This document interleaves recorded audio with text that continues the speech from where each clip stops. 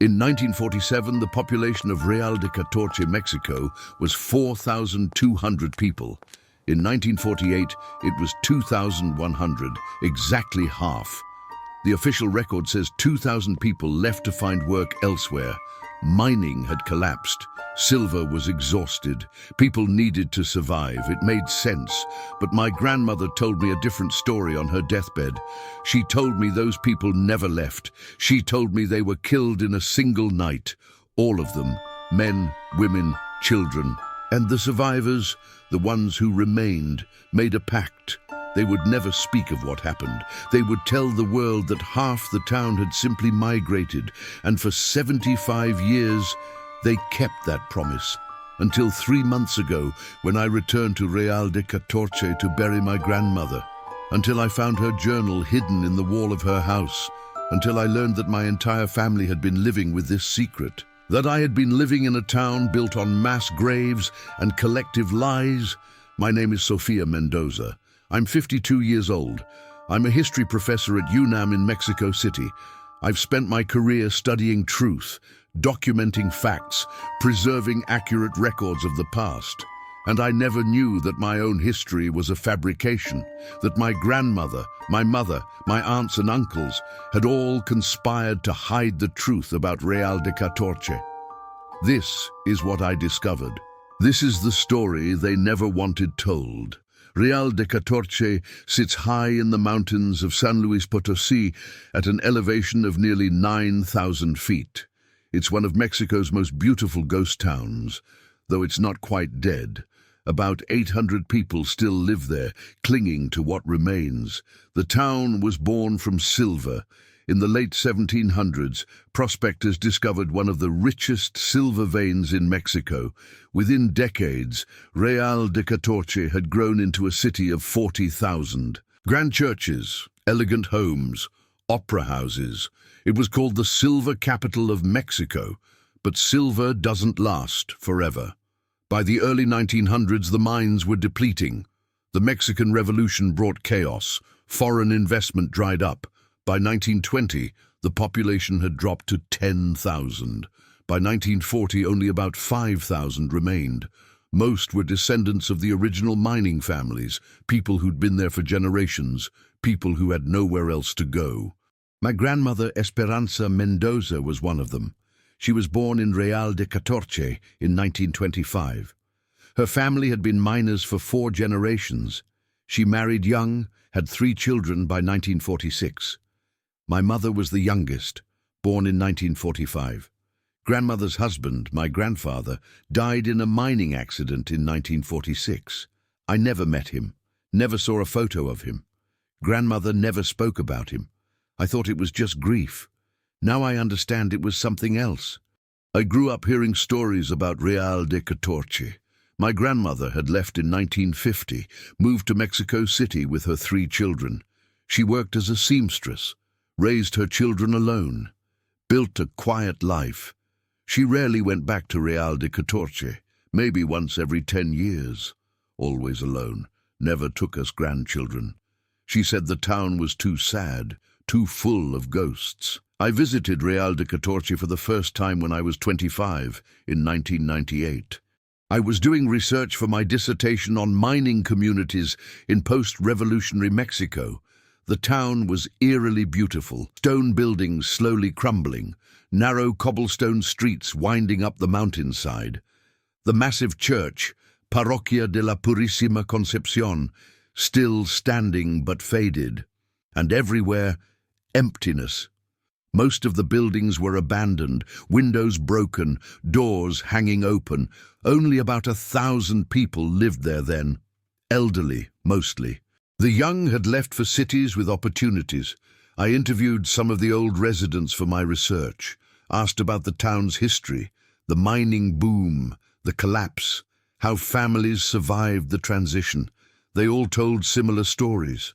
In the 1940s, Real de Catorce had been dying slowly. No work, no money, no future. Many families made the difficult decision to leave, to go to Monterrey, to Mexico City, to the United States, to find work, to start over. By 1950, the town had lost half its population to migration. It was a common story across Mexico, economic migration, nothing unusual. I wrote about it in my dissertation. I cited Real de Catorce as an example of how communities fracture under economic pressure. I never questioned the narrative. Why would I? It made perfect sense. My grandmother died on August 15th, 2024. She was 99 years old, sharp until the very end. She'd been living in a care facility in Mexico City, but her mind was clear. I visited her every week. In her final month, she became agitated, restless. She kept saying she needed to tell me something important, something she should have said years ago. But every time I asked what it was, she'd become frightened and change the subject. On her last day, I was alone with her. My mother had stepped out. My aunts hadn't arrived yet.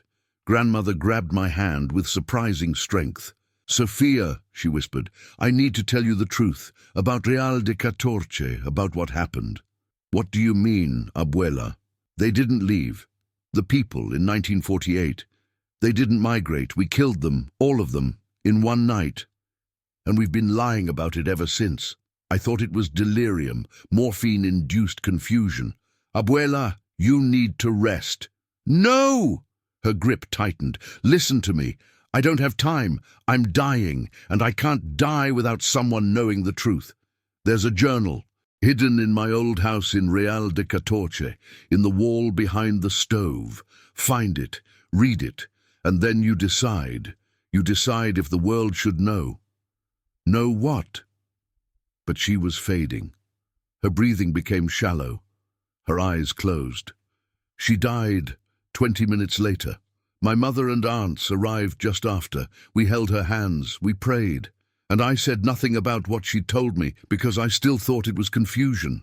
A dying mind grasping at fragments of memory and guilt. But it stayed with me. Her words, her urgency, her fear. 2 weeks after the funeral, I drove to Real de Catorce. The journey from Mexico City takes about 7 hours, through desert, through mountains. The final approach to the town is through a tunnel, nearly 2 kilometers long, carved through solid rock in the 1800s. You drive through darkness and emerge into another world, another time. My grandmother's house was still there. It had been abandoned since the 1950s. My family had never sold it, just left it standing empty for 70 years.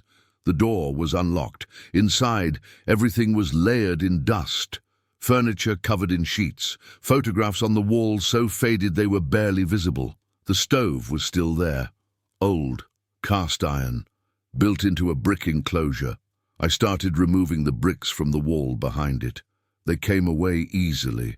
Mortar crumbled, and there, in a cavity between the walls, wrapped in oilcloth, was a leather journal, my grandmother's handwriting. The first entry was dated January 3rd, 1947. "The mine closed today. Mina Guadalupe, the last one still operating. Don Hector says there's no more silver worth extracting. He's laying off everyone. 200 men. In a town of 4,000. That's catastrophic. People are scared, angry. There's talk of taking over the mine, of forcing Don Hector to keep paying wages. But what good would that do? You can't force silver to appear." The entries continued through 1947. Documenting the growing desperation, families running out of money, children going hungry, elderly dying because there was no medicine. The town was dying slowly. And then, in November 1947, the tone changed. November 8th, 1947, a meeting was called tonight. All the family heads at Don Hector's house. He lives in the old administrator's mansion up the hill. My neighbor Carmen came to watch the children so I could attend. I didn't want to go, but everyone who had been part of mining families for 3 generations or more was required to attend. There were about 100 of us. Don Hector stood at the front of the room. He's 70 years old. His family has owned most of Real de Catorce's mines for 100 years. He looked tired, defeated. He said, "We have a problem. This town cannot sustain 4,000 people. There is no work, no money, no prospects. If we all stay, we will all die slowly. Starvation, disease, despair. But there is another option, a hard option, an unthinkable option, but perhaps a necessary one. Someone asked what he meant. He said, "We can divide the town. Half can live, half must go. But we cannot simply ask half to leave, because no one will volunteer, no one will give up their home, so we must choose, and we must make sure those who are chosen cannot refuse." The room erupted, people shouting, cursing, calling him insane. But Don Hector raised his hand for silence. He said, "Think practically. 2,000 people can survive here on what resources remain. 4,000 cannot. If we reduce the population by half, the survivors will have enough food, enough water, enough space. We can endure until the economy recovers, until opportunities return. But if we do nothing, we all die." I couldn't believe what I was hearing. He was talking about killing half the town. Someone asked how we would choose, who would live and who would die. Don Hector said, "We base it on lineage. Families who have been here for 4 generations or more will remain. Families who arrived more recently will be selected for removal. It's not personal, it's practical. The old families built this town. We have the right to preserve it." I stood up to leave. This was madness. But then Don Hector said something that stopped me. He said, "Anyone who refuses to participate will be counted among those to be removed, along with their entire family." I sat back down. November 15th, 1947. It's been decided. Don Hector has drawn up the lists. Names of families that will remain. Names of families that will be removed. My family's on the first list. We survive.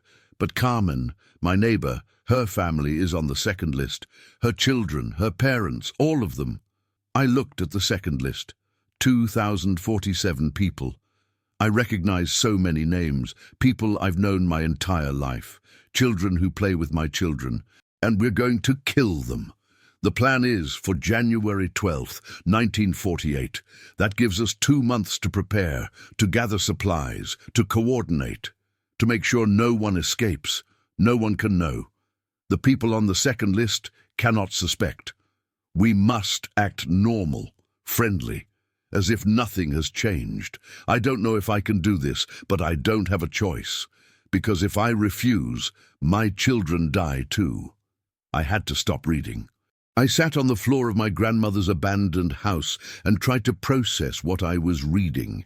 She was describing a planned massacre, a conscious decision by half a town to murder the other half. I wanted to believe it was fiction, a story she'd written. But the details were too specific. The names were real. I'd seen some of them in municipal records during my research, and my grandmother's voice in the journal was too raw, too guilty, too real. I kept reading. December 1947. The preparation is meticulous. Don Hector has organized everything. He's assigned roles. Some of us will provide food for a supposed town celebration on January 12th. A festival to pray for better times. Everyone will be invited. Everyone will attend. The food will be drugged. Sleeping powder mixed into the pozole and tamales. Not enough to kill, just enough to make people drowsy, disoriented. Others are assigned to secure the exits, to make sure no one leaves town before it happens. Still others are preparing the cemetery, expanding it, digging trenches, large trenches. I've been assigned to help with the children, to keep the children of the surviving families occupied during the festival, to make sure they don't see what happens. I've barely slept in weeks. Every time I close my eyes, I see Carmen's face, her children's faces. How can I look at them knowing what's coming? How can I smile and act normal? But I have to. We all have to. Because if anyone suspects, if word gets out, the plan fails. And then what? Civil war in the streets, everyone killing everyone? At least this way it will be quick, organized. Half will die, but half will live. That's the logic. That's what we tell ourselves. January 10th, 1948, 2 days left. The drugged food is prepared, hidden in the church kitchen. The cemetery trenches are finished, covered with tarps to hide them. Some men have been assigned rifles to finish anyone who doesn't die from the initial attack. Others have machetes, blunt instruments. It needs to be quiet. We can't risk gunfire alerting nearby towns. I asked Don Hector what will happen to the bodies.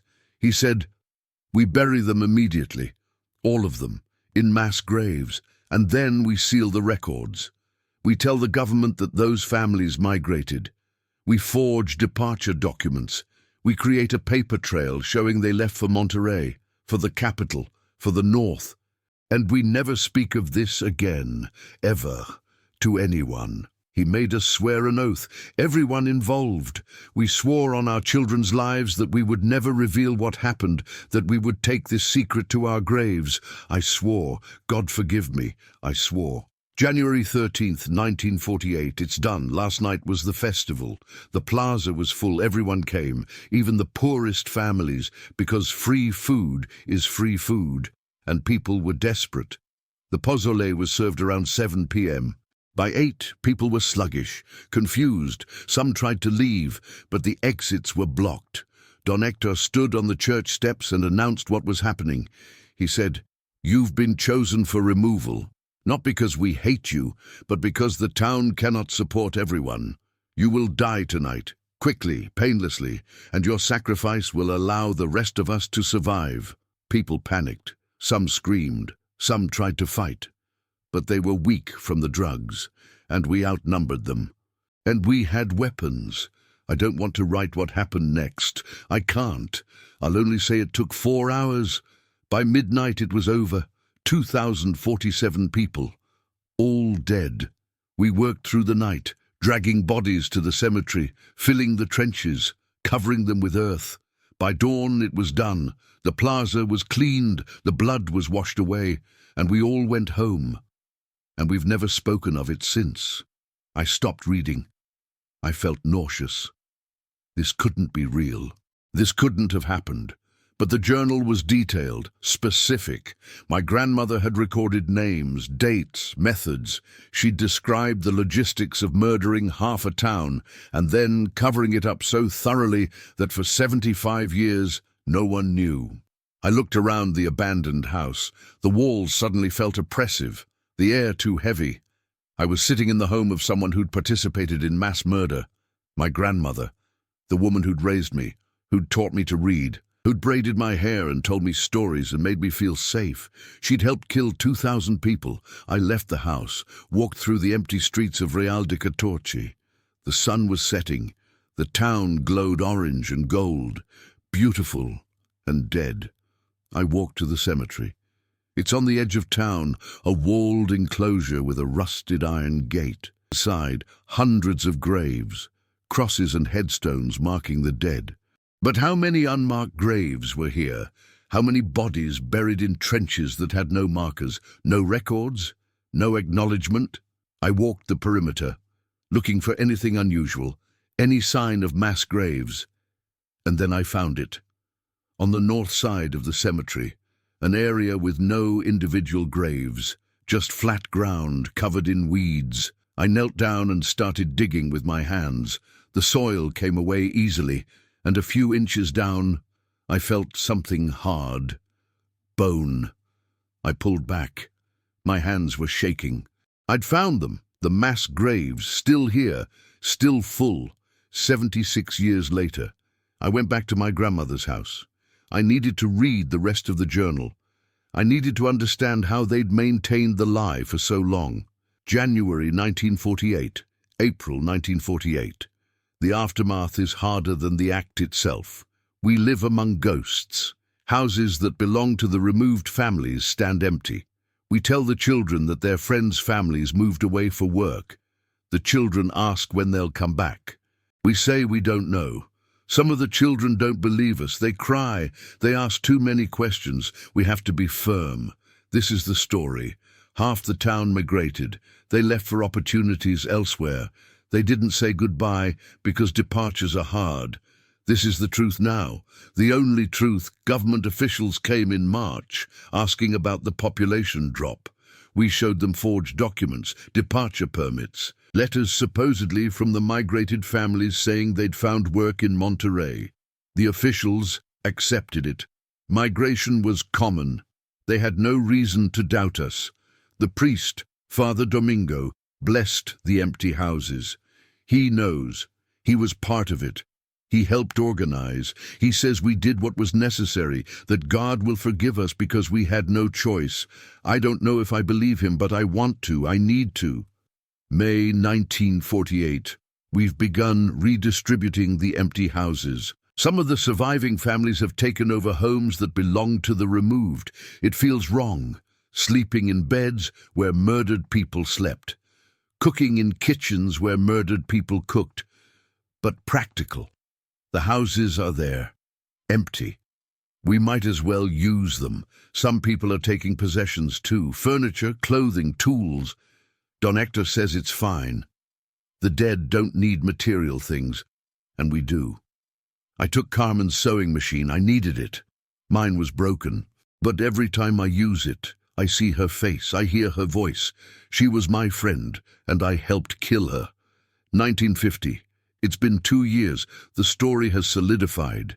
If anyone from outside asks, we all say the same thing. Half the town left in 1948, migrated for work. Times were hard. People needed to survive. No one questions it anymore. Even among ourselves, we don't talk about what happened. There's an unspoken rule. We don't acknowledge. We don't remember. We move forward. Some people have left Real de Catorce since then, not part of the pact. Just normal migration, young people seeking opportunities. I'm thinking of leaving too. I can't stand being here anymore. Every street reminds me, every building, every face. I need to start over somewhere where I don't carry this weight every single day. The final entry was dated November 1950. I'm leaving tomorrow, taking my children to Mexico City. I told them we're going for a better life. They're excited. They don't know what their mother did, what all of us did. I'll never tell them. This secret dies with me, with us, the generation that lived through it. My children will grow up believing the official story, that half of Real de Catorce migrated peacefully. That's a mercy, the mercy of ignorance. I wish I had that. But she hadn't taken the secret to her grave. She'd left the journal. She'd told me where to find it. In her final moments, the guilt had overwhelmed her. She'd needed someone to know, and she'd chosen me. I spent 3 more days in Real de Catorce, reading the journal again and again, walking through the town, trying to understand. The current population is about 800. Most are descendants of the surviving families. The ones who stayed after 1948, do they know? Do their grandparents ever tell them the truth, or has the secret been kept perfectly?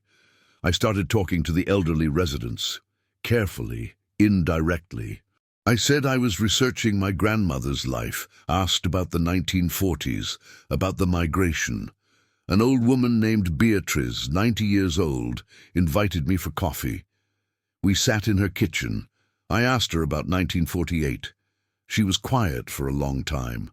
Then she said, "Why are you really asking? My grandmother left me something, a journal, about what happened." Beatrice's expression didn't change. "Then you know." "I know what she wrote. I don't know if it's true." "It's true." "All of it? Why? Why did you do it?" She looked at me with tired eyes. "Because we wanted to live, and there wasn't enough for everyone. That's the truth. Not noble, not justified, just desperate. We chose survival, and we chose who survived. And we've lived with that choice for 76 years. Do others know? The younger generations. Some suspect, some know. But no one talks about it. We made a pact. Our parents made a pact, and we've honored it. Because what good would come from revealing it now? The dead are dead. Bringing up the truth won't resurrect them. It will only destroy the families that remain. Doesn't the truth matter? The truth, she laughed bitterly. The truth is that humans are capable of anything when they're desperate enough. The truth is that survival makes monsters of normal people. The truth is that your grandmother, my mother, everyone who participated, they weren't evil. They were scared. And they made a choice that has haunted them every day since. Is that the truth you want to share with the world? I didn't have an answer. She continued. If you reveal this, what happens? The government investigates. They exhume the bodies. They confirm the massacre. And then what? Who do they prosecute? Everyone who participated is dead or dying. My generation, we were children. We didn't participate. We just inherited the guilt. And our children, your generation, you had nothing to do with it. So who pays? Who suffers? Just us, the families that are left, the families that have been living in this ghost town, carrying this weight, trying to honor the dead by surviving. You'll destroy us for something we didn't do. But families of the victims deserve to know what happened to their relatives. The families of the victims are descendants of this town too, Beatrice said. Many of the people who were killed had relatives who survived, siblings who were in the surviving families, cousins, aunts, uncles. This wasn't strangers killing strangers. This was a town killing half of itself. If you reveal the truth, you'll rip apart families that have spent 76 years trying to hold together. I left Real de Catorce more confused than when I'd arrived. I drove back to Mexico City with my grandmother's journal in my bag. And I faced a decision. Do I reveal the truth? Do I publish the journal? Do I report what I found to the authorities? Or do I honor the pact? Do I bury the secret again? For 3 months, I've been paralyzed by this choice. I'm a historian. I'm supposed to value truth, to document accurately, to preserve historical memory. But I'm also a granddaughter, and a person who understands that truth has consequences. If I go public, here's what happens. The government investigates. They exhume the cemetery in Real de Catorce. They confirm mass graves. They confirm the massacre. The story becomes international news. Mexican town hid mass murder for 76 years. The world is horrified. Academics write papers. Documentaries are made. Real de Catorce becomes infamous. And the 800 people who live there now, who had nothing to do with the massacre, become pariahs, descendants of murderers. Their town becomes a dark tourism destination, people coming to see where the massacre happened. The economy, which barely exists, is destroyed. Families are torn apart by revelations. Siblings discovering their grandparents killed their other grandparents. The trauma multiplies. And for what? Justice. There's no justice to be had. Everyone who participated is dead. Punishment is impossible. All that remains is pain. But if I stay silent, here's what happens. 2,047 people remain nameless, unacknowledged. Their deaths are forgotten. Their families never know what really happened. The descendants who were told their great-grandparents migrated and started new lives elsewhere never learn the truth. They never learn their ancestors were murdered and buried in unmarked trenches. And Real de Catorce continues to exist on a foundation of lies. The town survives, but it survives by erasing half its history, by pretending half its people never existed. I've read everything I can find about similar cases, about communities that committed atrocities and then covered them up, about the ethics of revealing old secrets, about the purpose of historical truth. Some scholars argue that truth is always necessary, that historical memory requires honesty, that lies, even well-intentioned lies, corrupt society. Others argue that pragmatism sometimes requires silence, that revealing old atrocities when all the perpetrators are dead serves no purpose except to hurt the innocent descendants. I don't know which is right.